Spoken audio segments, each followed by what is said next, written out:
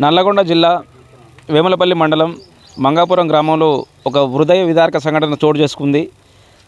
తన సొంత కొడుక్కి అటాక్ వచ్చి ప్రాణాపాయ స్థితిలో ఉన్నప్పటికీ తల్లి వాళ్ళ అత్తగారు ఇచ్చిన డబ్బులు పెట్టి కొన్న ఎకరం భూమిని అమ్మలేకుండా అతని మీద తిరుగుబాటు చేస్తూ ఆల్రెడీ ఒకసారి అటాక్ వచ్చింది, ఇంకోసారి అటాక్ వస్తే ఆయన ప్రాణాపాయ స్థితిలో ఉన్నది. అప్పటికి కరుణిస్తలేదు. ఇక్కడ ఈ ఊళ్ళో ఉన్న పెద్ద మనుషులందరికీ అబ్బాయి యొక్క పరిస్థితి చూసి ఆయనకు సపోర్ట్ చేయాలని అందరు కోరుకుంటున్నప్పటికీ తల్లి మాత్రం ఇక్కడి నుంచి వెళ్ళిపోయి ఎక్కడో ఉండి ఆయనకు ఆల్రెడీ కొన్ని అప్పులైనాయి. అప్పులు తీర్చుకోవడానికి అప్పులోళ్ళ మీద పడడం వలన అటాక్ వచ్చింది. ఇంకోసారి కాక అప్పులోళ్ళు కాక ఆయన ఇబ్బంది పెడితే ఆయన చనిపోయే పరిస్థితి ఉంది.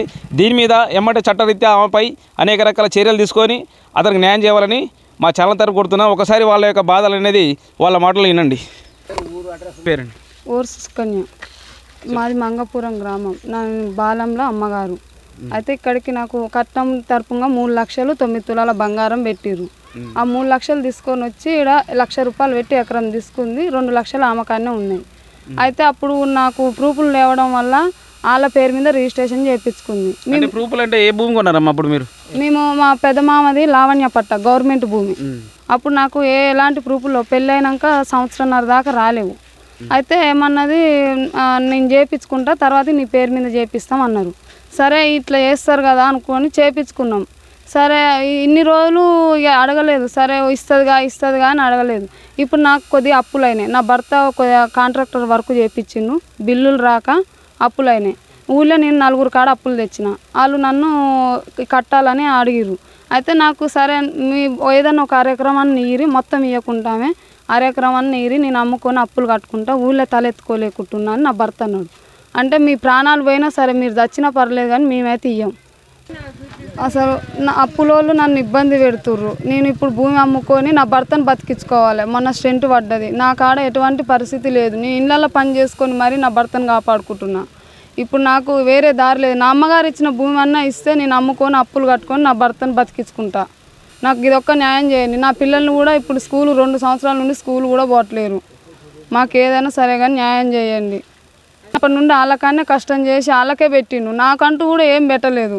కనీసం ఇప్పుడన్నా నా భర్త నా అమ్మగారు ఇచ్చిన భూమి అన్నీ ఏమన్నా కూడా ఇస్తలేరు. నన్ను టార్చర్ పెడుతుర్రు. నేను బతకొద్దని అంటుర్రు. మాదేదో మాకు న్యాయం చేయాలి.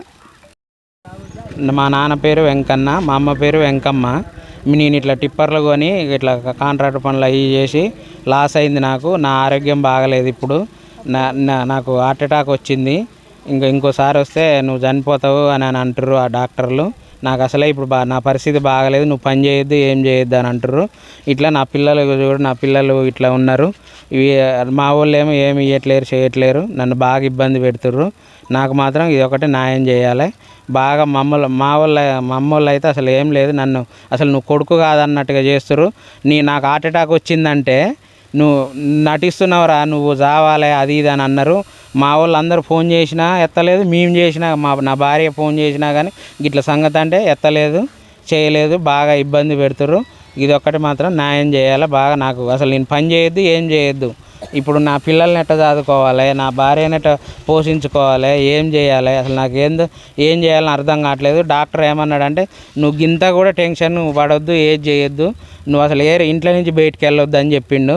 అయినా కానీ మా వాళ్ళు వినట్లేరు. నువ్వేం చేసుకుంటావు చేసుకోపో అని మా భార్యని ఇబ్బంది పెడతారు. ఇప్పటికి కూడా అప్పుడప్పుడు ఫోన్ చేసి కూడా ఆమెని ఇబ్బంది పెట్టి నువ్వేం చేసుకుంటావు చేసుకోపో, నువ్వేది చేసుకున్నా కానీ నిన్నైతే ఏం చేయలేము, నువ్వేం చేయలేవు మమ్మల్ని, నువ్వు ఎక్కడ నీ దిక్కున్న కాడ చెప్పుకోపో, నీకేం కాదు, అసలు నీకేమి ఏమని అంటారు. ఇట్లా చేస్తారు. మాకు బాగా ఇబ్బంది అవుతుంది. నేను ఇప్పుడు ఏం పని చేయొద్దు ఏం చేయొద్దు. నా పిల్లల చదువు కూడా పోయింది వాళ్ళ వల్ల. నా పిల్లల చదువు కూడా పోయింది. ఇప్పుడు నీకేం కావాలి? నాకు ఇప్పుడు ఏం లేదు. నాకు నా ఆస్తి నాకు కావాలి. నాదేదో నాకు మంచిగా అన్నీ చేసేటట్టు కావాలి. నాకు వాళ్ళు పట్టించుకోవట్లేరు. నా పిల్లలను కూడా సరిగా చేయట్లేరు, ఏది లేదు. నాకైతే ఇదొక్కటి న్యాయం చేయాలి. సూర్యాపేటలో ప్రూఫ్లు ఉన్నాయి. సూర్యాపేట కమల్ హాస్పిటల్కి పోయినాము. ఫస్ట్ ఆ కమల్ హాస్పిటల్కి పోయినాక ఈసీజీలు అవి తీస్తే నీకు హైదరాబాద్ రాస్తా, నువ్వు 3 గంటలలో పోవాలి, నీకు బాగా సీరియస్ ఉన్నది.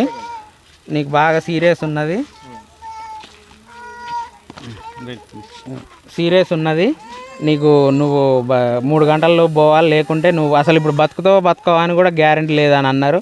అయినా కానీ పోయినాము. పోతే ఎట్లా నా అదృష్టమో లేకుంటే నా పిల్లల అదృష్టమో ఏదో ఫస్ట్ టైం వచ్చింది, ఇదే ఫస్ట్ టైం నాకు వచ్చుడు.